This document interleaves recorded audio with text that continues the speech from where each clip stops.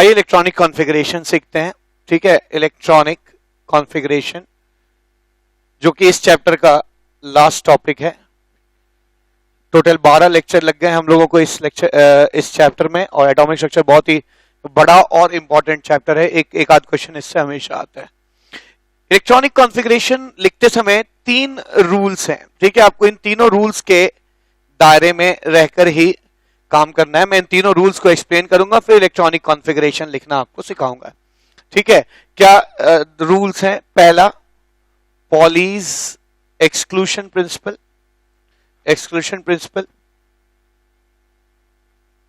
Second, Aufbau principle, Aufbau principle. और तीसरा जो प्रिंसिपल है वो है Hund's rule, Hund's rule of maximum multiplicity. ठीक है, मैक्सिमम मल्टीप्लिसिटी।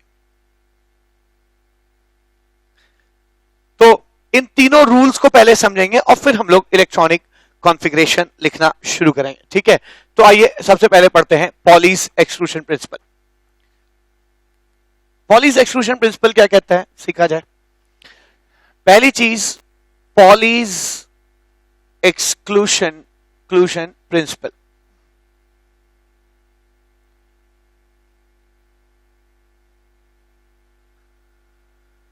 क्या कहता है कि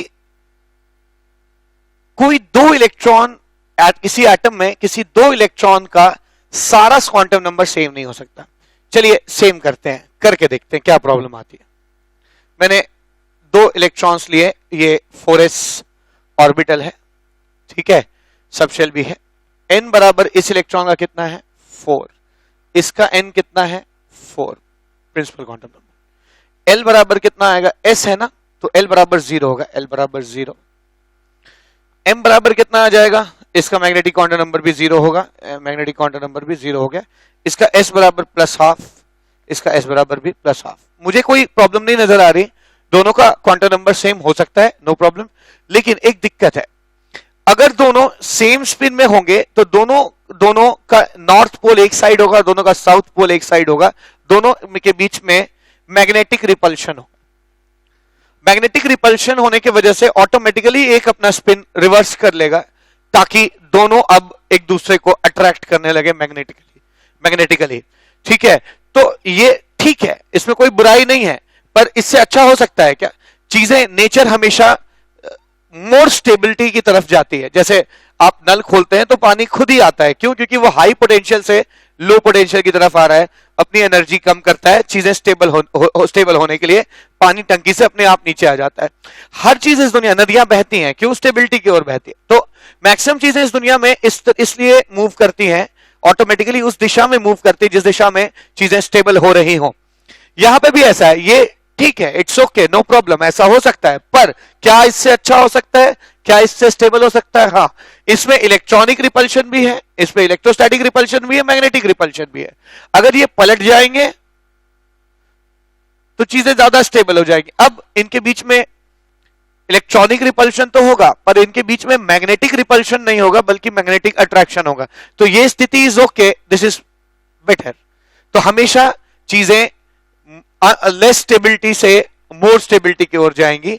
यानी अगर आपका प्रिंसिपल क्वांटम नंबर सेम है, अगर आपका अजीमुथल क्वांटम नंबर भी सेम है, अगर आपका मैग्नेटिक क्वांटम नंबर भी सेम है, तो कम से कम आपका स्पिन क्वांटम नंबर अलग अलग होगा, तो आप ज्यादा स्टेबल होंगे। इसी चीज को क्या कहते हैं? Pauli's exclusion principle. Pauli's exclusion principle क्या कहता है?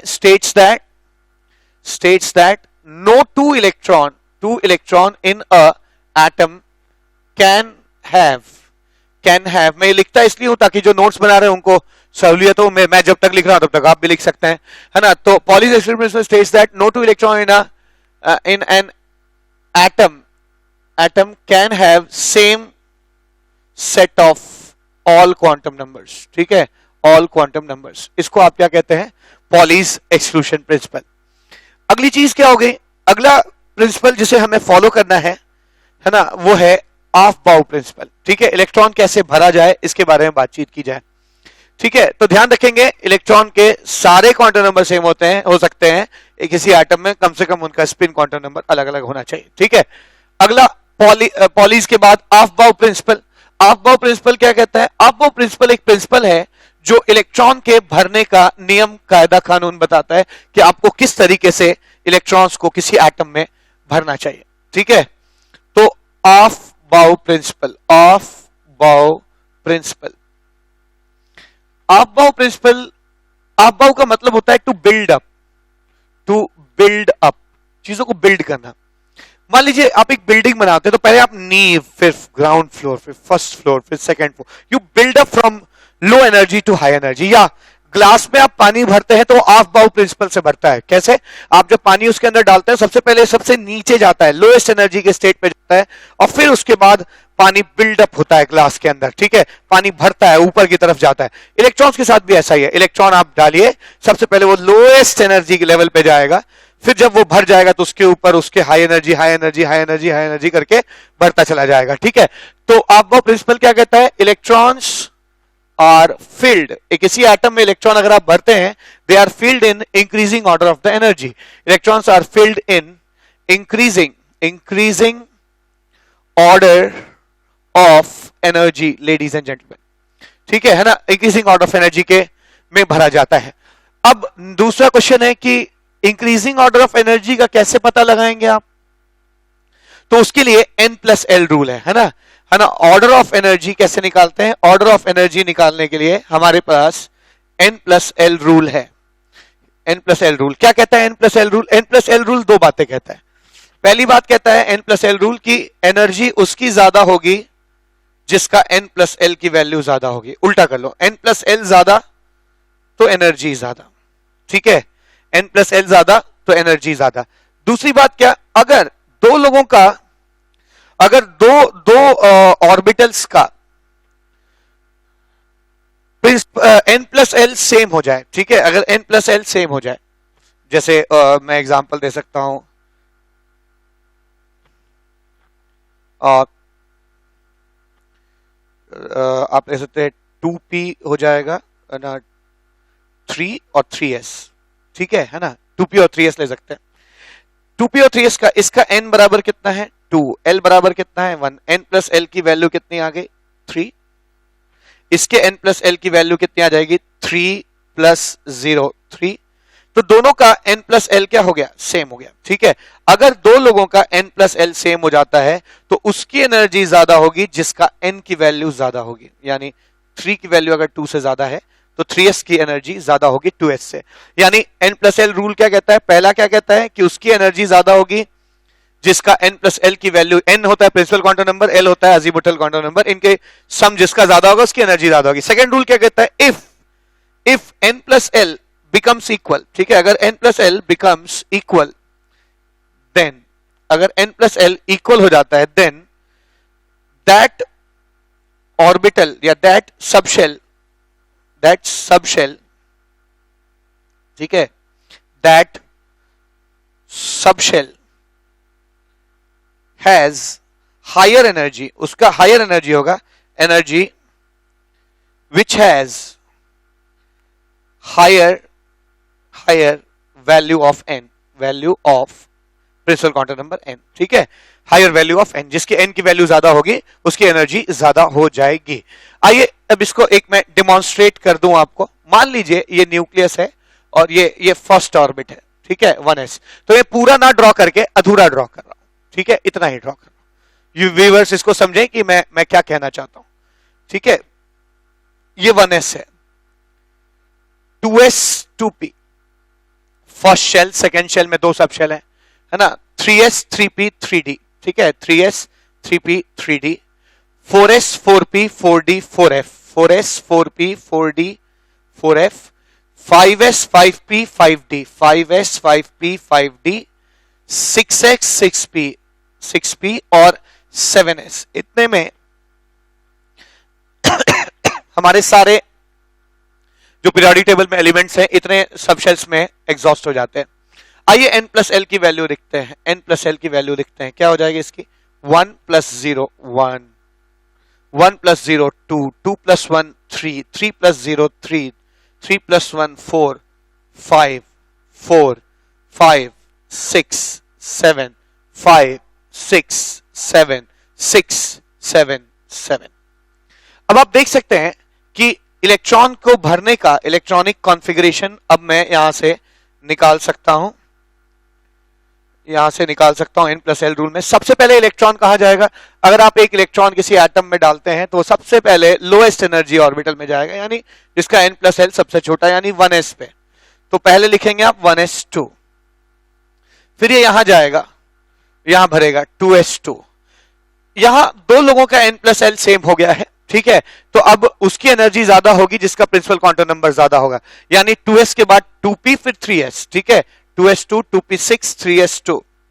अब फिर 4 4 दो लोग 4 हैं तो 3p भरा जाएगा, 3p6, क्योंकि इसका क्वांटम नंबर छोटा है, इसका प्रिंसिपल क्वांटम नंबर बड़ा है, इसका प्रिंसिपल क्वांटम नंबर छोटा है, इसकी एनर्जी कम, इसकी एनर्जी ज्यादा। 3p के बाद आप डायरेक्ट 4s भरेंगे, 4s2 भरेंगे। 4s2 भरने के बाद आप फिर कहां आ जाएंगे?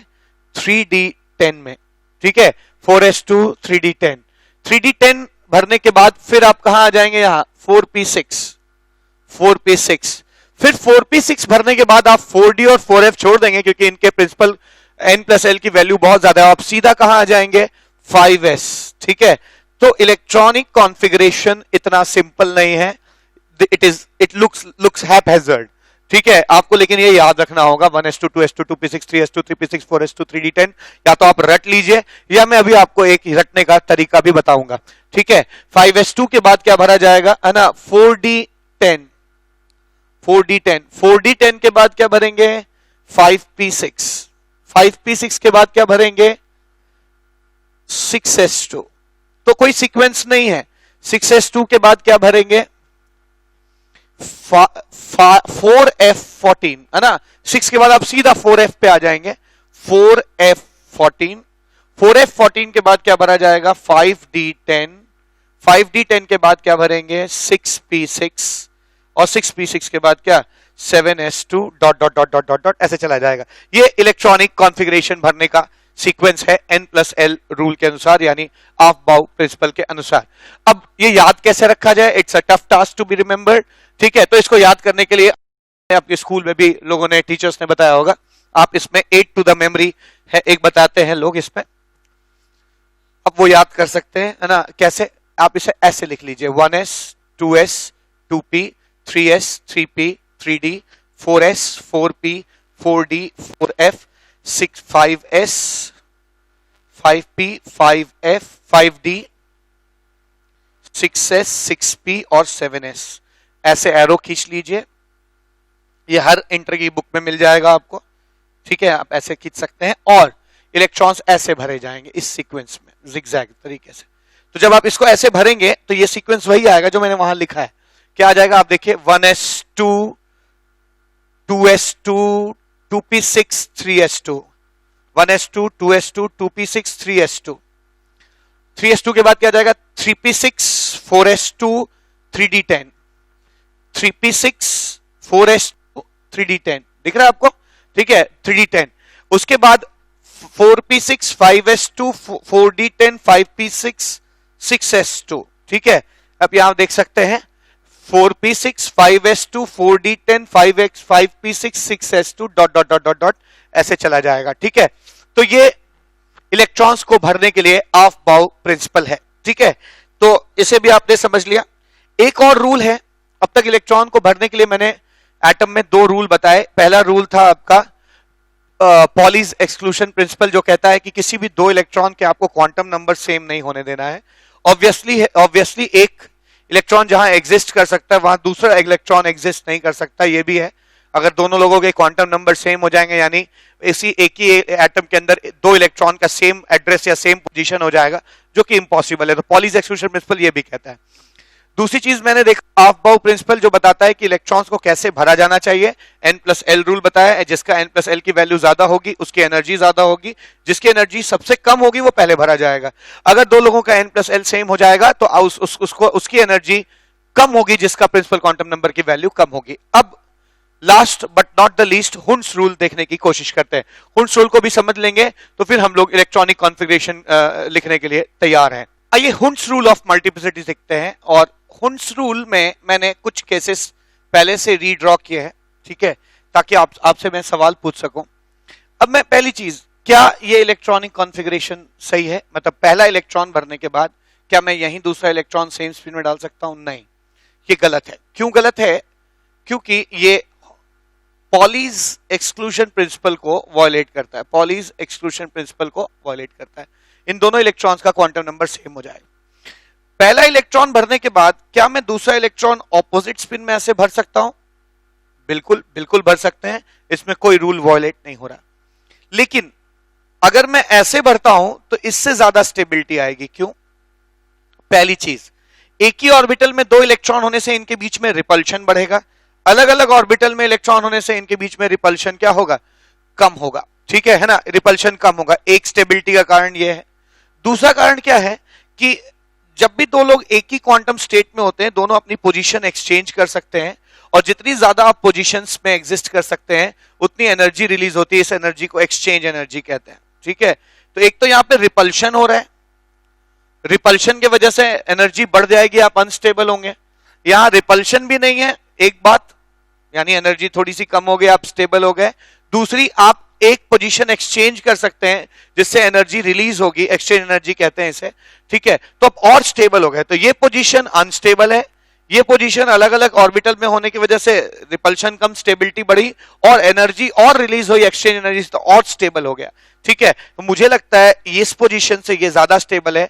और अभी मैंने पिछले टॉपिक में कहा कि नेचर हमेशा उस दिशा में जाता है जहां स्टेबिलिटी बढ़ रही हो। यानी अगर ऐसे लिखना है, ऐसे लिखना है, तो दूसरा इलेक्ट्रॉन भरने का यह ज्यादा अच्छा तरीका है। तो ये गलत है, ये सही है। अच्छा, पहला इलेक्ट्रॉन भरने के बाद क्या मैं दूसरा इलेक्ट्रॉन यहां भर सकता हूं? अब मैक्सिमम लोग कहेंगे नहीं, ठीक है, ये गलत है। नहीं, ये बिल्कुल सही है। ये डीजेनरेट सेट ऑफ ऑर्बिटल है, दे आर डीजेनरेट। डीजेनरेट का मतलब होता है डीजेनरेट ऑर्बिटल्स हैं। डीजेनरेट ऑर्बिटल्स का मतलब इनकी एनर्जी सेम है। इसलिए एक इलेक्ट्रॉन आपने यहां भरा तो दूसरा इलेक्ट्रॉन यहां यहां यहां यहां कहीं भी भर सकते हैं। ध्यान रखिएगा, अक्सर ऐसे क्वेश्चंस मिलते हैं और बच्चे उसको रॉन्ग इलेक्ट्रॉनिक कॉन्फ़िगरेशन कहते हैं। क्योंकि स्कूल से हमें आदत क्या पड़ी होती है कि हम लगातार भरने की कोशिश करते हैं। आप जंप कर करके भी भर सकते हैं, यहां के बाद यहां, यहां के बाद फिर यहां, फिर यहां के बाद यहां पे, ऐसे करके भर सकते हैं, ठीक है। तो ये बिल्कुल सही इलेक्ट्रॉनिक कॉन्फ़िगरेशन है, आप इसके बाद वहां पे भर सकते हैं। दूसरी बात क्या ये सही है? नहीं, ये तो बिल्कुल सही नहीं है। आप दोनों पॉलीज एक्सक्लूजन प्रिंसिपल को वायलेट कर रहा है, तो ये भी सही नहीं है। It's violating Pauli's exclusion principle, ठीक है। क्या ये सही है? मैं एक इलेक्ट्रॉन डाउन स्पिन में भरने के बाद अगला डाउन स्पिन में भर सकता हूं? तो पहली बात, कुछ लोग सोचते हैं कि पहला डाउन स्पिन में ना भर के स्पिन अप में भरना चाहिए। नहीं, आप स्पिन डाउन में भी भर सकते हैं। स्पिन अप और स्पिन डाउन में कोई फर्क नहीं, ठीक है। तो आप ये इलेक्ट्रॉनिक कॉन्फ़िगरेशन सही है। हाँ, दूसरा जो भरना है वो सेम स्पिन में होना चाहिए, क्योंकि सेम स्पिन में एक्सचेंज करने की पे एनर्जी रिलीज होती है। तो ये इलेक्ट्रॉनिक कॉन्फ़िगरेशन बिल्कुल सही है। यानी यहाँ पे एक्सचेंज एनर्जी रिलीज होगी, दोनों एक ही ऑर्बिटल में नहीं है, एक ऑर्बिटल और एक स्पिन में भी नहीं है। ये करेक्ट इलेक्ट्रॉनिक कॉन्फ़िगरेशन है, ठीक है, ये भी करेक्ट है। हाँ, एक चीज और बन सकता है, मैं यहाँ पे इसको बदल रहा हूं। अगर एक भरने के बाद क्या मैं ऐसे भर सकता हूं? ठीक है, तो अगेन इसमें ये गलत कॉन्फ़िगरेशन हो गया। क्यों नहीं भर सकते? अगर आप स्पिन अप हैं तो आप, ठीक है, ये इस ऑर्बिटल में नहीं है, अच्छी बात है, लेकिन किसी और ऑर्बिटल में स्पिन डाउन होने से भी इसमें और इसमें जो है ऑपोजिट स्पिन होने की वजह से एक्सचेंज नहीं हो पाएगा, तो एक्सचेंज एनर्जी रिलीज नहीं होगी। फिर वही प्रश्न है, क्या ये ठीक है? इट इज ओके, बट क्या इससे अच्छा होगा? अगर अच्छा होगा तो नेचर उस तरफ जाएगा, बिल्कुल। इससे अच्छा क्या होगा कि ये पलट जाए। ये पलट जाएगा तो फिर ये दोनों अपनी पोजीशंस क्या कर पाएंगे? एक्सचेंज कर पाएंगे, एक्सचेंज एनर्जी रिलीज होगी और चीजें क्या होंगी? स्टेबल होगी। तो इसलिए लोगों ने कहा कि ये उतना अच्छा नहीं है, इससे ज्यादा अच्छा होता अगर हम इसको पलट लेते हैं, ठीक है ना। ऐसे ही ये इलेक्ट्रॉनिक कॉन्फ़िगरेशन सही है। अब लोग क्या सोचते हैं कि नहीं, इलेक्ट्रॉन सबसे पहले भरा जाएगा तो पहले वाले में भरा जाएगा। मैंने अभी कहा कि ये डीजेनरेट सेट ऑफ ऑर्बिटल है, कहीं भी इलेक्ट्रॉन भर सकते हैं। इसको भरने के बाद अगला भी आप कहीं भी भर सकते हैं, बस ध्यान इस बात का रहे कि दोनों का स्पिन सेम हो ताकि दोनों एक्सचेंज एनर्जी एक्सचेंज कर सकें। ठीक है, तो मैंने यहां पे 7-8 एग्जाम्पल दिए। अब देखते हैं जो करेक्ट है उनमें क्या है। जो करेक्ट कॉन्फ़िगरेशन है उनमें क्या है कि दोनों एक एक करके भरो और दोनों की स्पिन सेम होनी चाहिए। यहां स्पिन सेम नहीं है, कैंसिल हो गया। इससे ज्यादा स्टेबल यह है। यहां दोनों एक ही तरफ थे, पॉलीज एक्सक्लूजन प्रिंसिपल वायलेट हो रहा था, इससे ज्यादा स्टेबल यह है। डीजेनरेट सेट ऑफ ऑर्बिटल है, दोनों सेम स्पिन में और एक एक करके भरे गए, इसलिए यह सही है। दोनों डीजेनरेट सेट ऑफ ऑर्बिटल्स पे तो हैं लेकिन सेम स्पिन में है, पॉलीज वायलेट हो रहा है, नहीं, करेक्ट नहीं है। डीजेनरेट सेट ऑफ ऑर्बिटल में दोनों एक एक करके भरे गए और दोनों स्पिन डाउन है, चाहे दोनों स्पिन अप हो, दोनों करेक्ट है, ये सही है। ठीक है, और ये भी वैसा ही सही है। तो इस डिमॉन्स्ट्रेशन से हुन्स रूल आप खुद लिख सकते हैं। क्या कहता है हुन्स रूल? कि हुन्स रूल कहता है कि इन a degenerate set of orbital, अगर ऑर्बिटल्स डीजेनरेट है जिनमें एनर्जी सेम है, Hund's rule states that in a degenerate set of orbital, एक डीजेनरेट सेट ऑफ ऑर्बिटल है तो इलेक्ट्रॉन डबली फिल्ड नहीं होंगे, सिंगली फिल्ड होंगे। एक शर्त, डबली फिल्ड नहीं करना वरना गलत हो जाएगा। ठीक है, तो इलेक्ट्रॉन सिंगली फिल्ड होंगे, और सिंगली फिल्ड होने का मतलब यह नहीं है कि एक स्पिन अप में हो और दूसरा कहां हो, स्पिन डाउन में हो, यह भी चलेगा नहीं, क्योंकि एक्सचेंज एनर्जी रिलीज नहीं होगी। ठीक है, तो दूसरी कंडीशन क्या है, डीजेनरेट सेट ऑफ ऑर्बिटल में दोनों सेम स्पिन में होने चाहिए। स्पिन क्या है, डजंट मैटर, दोनों स्पिन अप हो सकते हैं, दोनों स्पिन डाउन हो सकते हैं, दोनों स्पिन डाउन हो सकते हैं, अप एंड डाउन नहीं हो सकते। ठीक है, तो हुन्स रूल क्या कहता है, Hund's rule states that in a degenerate set of orbitals electrons are first singly filled in same spin, spin same होना चाहिए, फॉलोड बाय पेयरिंग। ठीक है, फॉलोड बाय पेयरिंग। इसका क्या मतलब हो गया कि एक डीजेनरेट सेट ऑफ, मैं यहां पे बता रहा हूं क्या इसका मतलब है। एक डीजेनरेट सेट ऑफ ऑर्बिटल मतलब ऐसे ऑर्बिटल का सेट जिनकी एनर्जी सेम है। एक डीजेनरेट सेट ऑफ ऑर्बिटल्स में पहले इलेक्ट्रॉन को आप सिंगली भरिए सेम स्पिन में, और जब सब सिंगली भर जाएं तब आप पेयरिंग शुरू करिए। पेयरिंग आप कहीं से भी शुरू कर सकते हैं, यहां से भी कर सकते हैं। This is correct electronic configuration. काटिएगा नहीं, क्वेश्चन का ऑप्शन हो सकता है, फिर ऐसे भी भर सकते हैं, फिर मन किया यहां भर दिया, फिर मन किया यहां भर दिया, करेक्ट है ना। आप ऐसे भी भर सकते हैं कि पहले सारे लोगों को आप स्पिन डाउन करिए। ठीक है, in a degenerate set of electrons are first singly filled, spin down, ऐसे स्पिन डाउन, ऐसे यहां, फिर यहां भरा, फिर यहां भरा।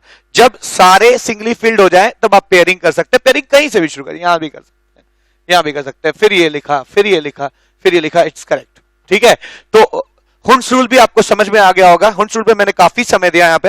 हुन्स रूल कहता है कि अगर एक डीजेनरेट सेट ऑफ ऑर्बिटल है तो इलेक्ट्रॉन एक एक करके भरो, पहले पेयरिंग मत करो।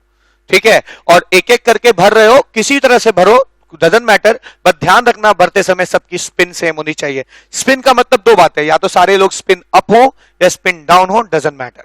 ठीक है, इसको Hund's rule of maximum multiplicity कहते हैं। ठीक है, आइए इलेक्ट्रॉनिक कॉन्फ़िगरेशन लिखते हैं। चलिए हम इलेक्ट्रॉनिक कॉन्फ़िगरेशन है, नाइट्रोजन 7 इलेक्ट्रॉन, सल्फर 16 इलेक्ट्रॉन और कॉपर 29 इलेक्ट्रॉन्स। इसका इलेक्ट्रॉनिक कॉन्फ़िगरेशन क्या होगा, 1s2 2s2 2p3, ऐसे लिखेंगे। ठीक है ना। सल्फर का क्या लिखेंगे, 1s2 2s2 2p6 3s2 3p4, 16 हो गए। 2 फर्स्ट शेल में, 8 सेकेंड शेल में, 2 और 8 10 और 6 16 हो गया। कॉपर का इलेक्ट्रॉनिक कॉन्फ़िगरेशन 29 लिखेंगे क्या, 1s2 2s2 2p6 3s2 3p6 4s2, 2 4 8 नहीं, 2 और 8 10 और 10 20 हो गए, 9 और भरने हैं, है ना। 3d9 ऐसे लिख दिया मैंने। ये कॉपर का एक्सपेक्टेड इलेक्ट्रॉनिक कॉन्फ़िगरेशन है, एक्सपेक्टेड, है ना, इलेक्ट्रॉनिक कॉन्फ़िगरेशन है। लेकिन इसमें एक्सेप्शन होता है। ठीक है, तो मैं क्या कर रहा हूं, इसमें एक्सेप्शन क्या हो जाता है ये एक्सपेक्ट किया था हमने, लेकिन अक्सर s वाला अपना इलेक्ट्रॉन d में भेज देता है ताकि ये फुलफिल्ड हो जाए, ठीक है। तो कॉपर का एक्सेप्शनल इलेक्ट्रॉनिक कॉन्फ़िगरेशन होता है, यही मैं सिखाना चाहता था, exceptional electronic configuration. Electronic configuration क्या क्या होते हैं सीखे जाए। एक्सेप्शनल इलेक्ट्रॉनिक कॉन्फ़िगरेशन होते हैं कॉपर में, जो आपको जानना है। एक्सेप्शन बहुत जगह होते हैं, मैं बताऊंगा आपको, लेकिन आपको मेनली कॉपर और क्रोमियम जानना है।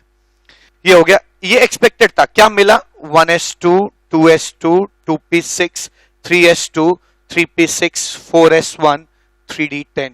ऐसा क्यों हुआ? ऐसा इसलिए हुआ क्योंकि ताकि फुलफिल्ड हो सके, डी ऑर्बिटल फुलफिल्ड हो सके।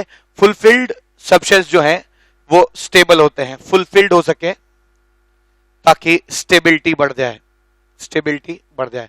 तो ध्यान रखेंगे, copper has got exceptional electronic configuration. Copper के नीचे सिल्वर होता है, सिल्वर का भी एक्सेप्शनल होता है, गोल्ड होता है, गोल्ड का भी एक्सेप्शनल होता है, और बहुत सारे एक्सेप्शनल इलेक्ट्रॉनिक कॉन्फ़िगरेशन एग्जिस्ट करते हैं। पर आपको अपने लेवल पे सिर्फ क्रोमियम याद रखिए और कॉपर याद रखिए।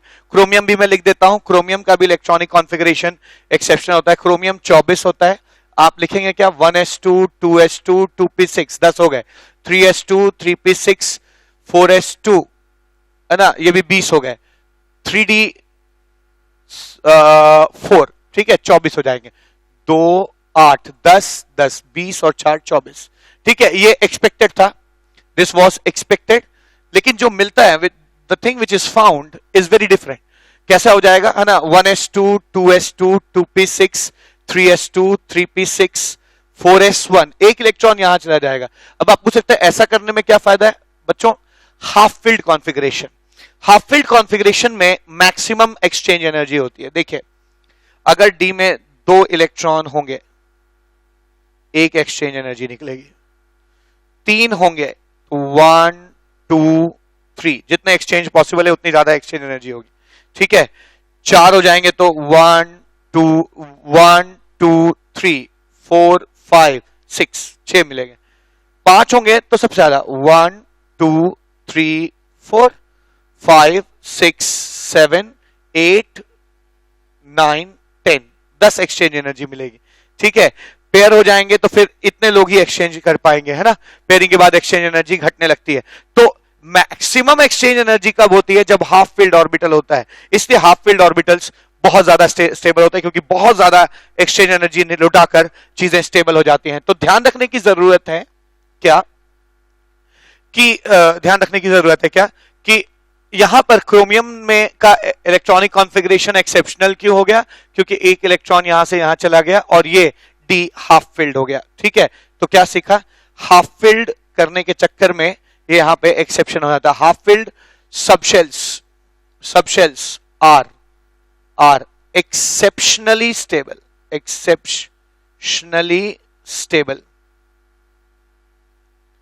यहां पे इसलिए एक्सेप्शन हो गया, ठीक है।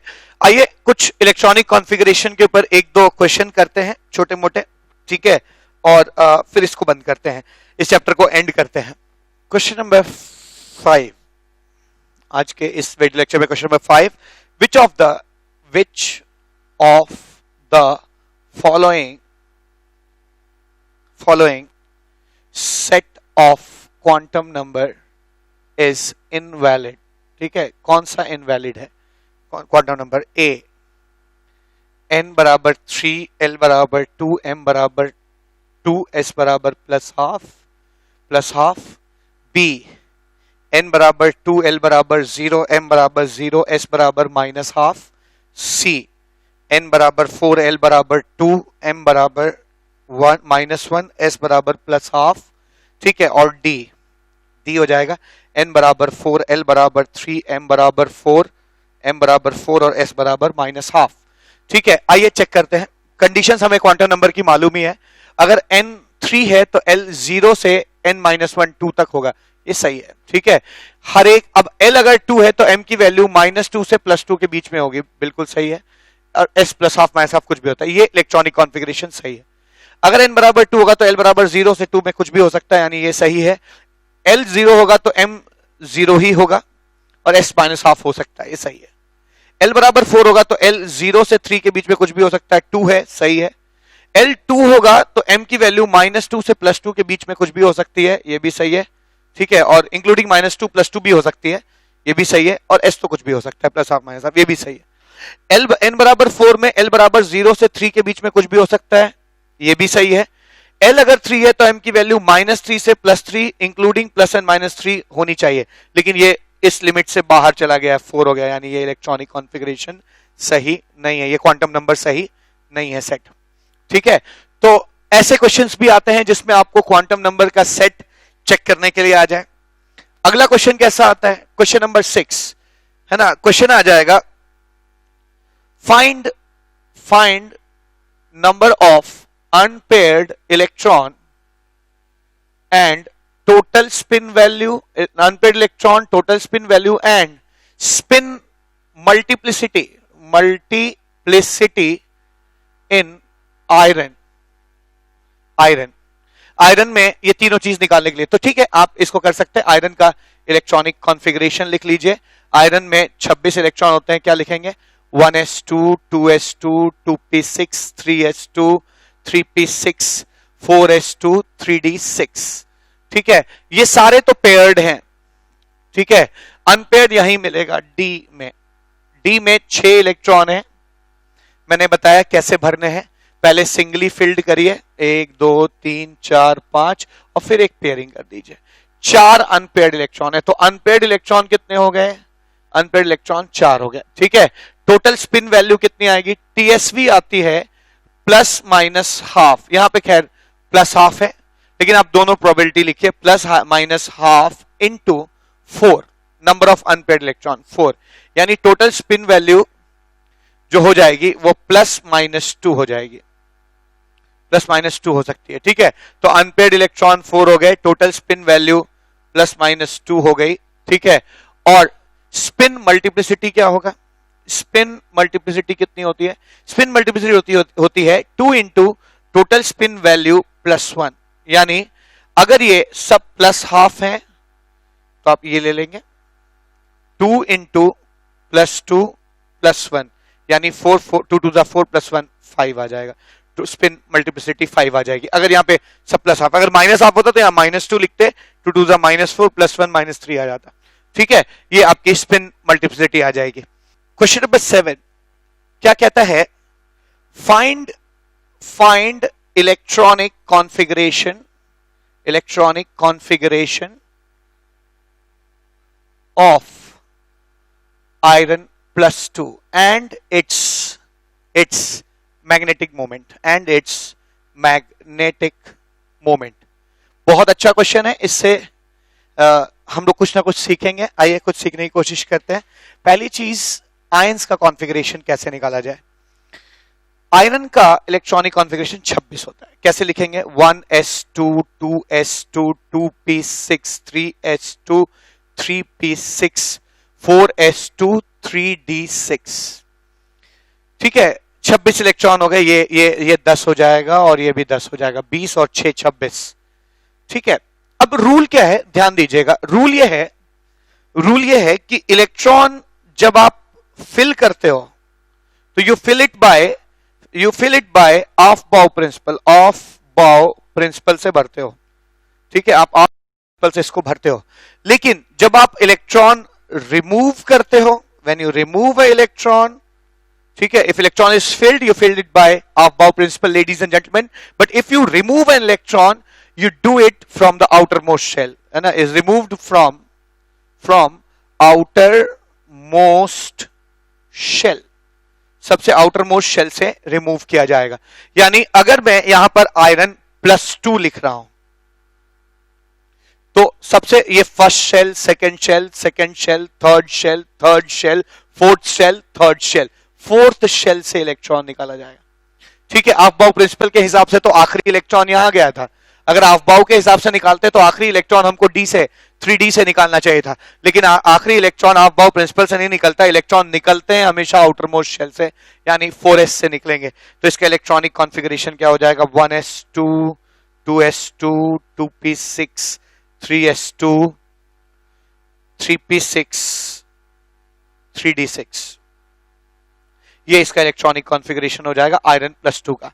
और अगर आप इसमें देखेंगे तो कितने अनपेयर्ड इलेक्ट्रॉन है, 1 2 3 4 5 6, 4 इलेक्ट्रॉन अनपेयर्ड है। n is equal to 4।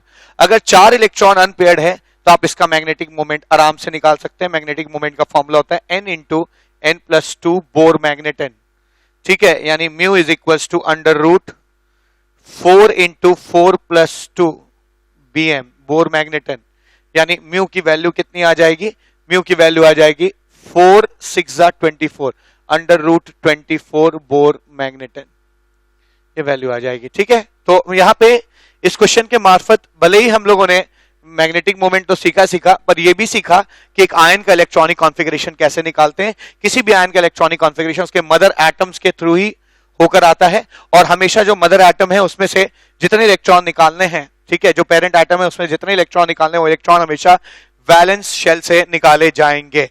ठीक है, लास्ट क्वेश्चन इस इतने बड़े चैप्टर का वो है question number 8, right all 4 quantum numbers. ठीक है, right all the 4 quantum numbers, number of last entered electron, last entered electron in sodium atom, last entered electron in sodium atom. तो sodium atom के last entered electron का सारा quantum number आपको निकालना है। कैसे निकालेंगे, आइए पहले सोडियम का इलेक्ट्रॉनिक कॉन्फ़िगरेशन लिखते हैं। सोडियम का इलेक्ट्रॉनिक कॉन्फ़िगरेशन है 1s2 2s2 2p6 3s1। तो ये जो 3s1 है ये लास्ट एंटर्ड इलेक्ट्रॉन है, इसका इलेक्ट्रॉनिक कॉन्फ़िगरेशन इसके क्वांटम नंबर लिखने हैं। n बराबर कितना हो जाएगा 3, l बराबर कितना हो जाएगा 0, m बराबर कितना हो जाएगा, s के लिए m 0 ही होता है, और s बराबर कितना हो जाएगा +12। लेकिन एक चीज का आपको ध्यान देने की जरूरत है कि 3s कोई ऐसे भी भर सकता है, इट इज इक्वली ट्रू। ठीक है, इलेक्ट्रॉन ऐसे भी भर सकता है, आप स्पिन अप स्पिन डाउन किसी भी तरह से भर सकते हैं। मैंने अभी थोड़ी देर पहले बताया हुंस रूल ऑफ मैक्सिमम मल्टीप्लिसिटी में कि आप किसी भी तरह से प्लस अप प्लस डाउन, है ना, स्पिन अप स्पिन डाउन कैसे भी भर सकते हैं। यानी अगर किसी ने ऐसे भरा तो फिर आंसर बदल जाएगा, n बराबर 3, l बराबर 0, m बराबर 0, s बराबर कितना हो गया -12। तो इसका सही आंसर क्या होगा, ये जो लास्ट एंटर्ड इलेक्ट्रॉन है इसके सही क्वांटम नंबर क्या होंगे, n बराबर 4, n बराबर 3, n बराबर 3, l बराबर कितना 0, m बराबर 0 और s बराबर ±12 दोनों होगा। This is the correct answer. ठीक है, आंसर हो जाएगा। तो आज हम लोगों ने इस लेक्चर में काफी लंबा लेक्चर रहा है, और इस लेक्चर में हम लोगों ने काफी चीजों में बात की। हमने सारे क्वांटम नंबर्स के बारे में जाना, और इन क्वांटम नंबर्स की क्या बताते हैं ये जाना हम लोगों ने। इसके बाद हम लोगों ने इलेक्ट्रॉनिक कॉन्फ़िगरेशन पे भी काम किया।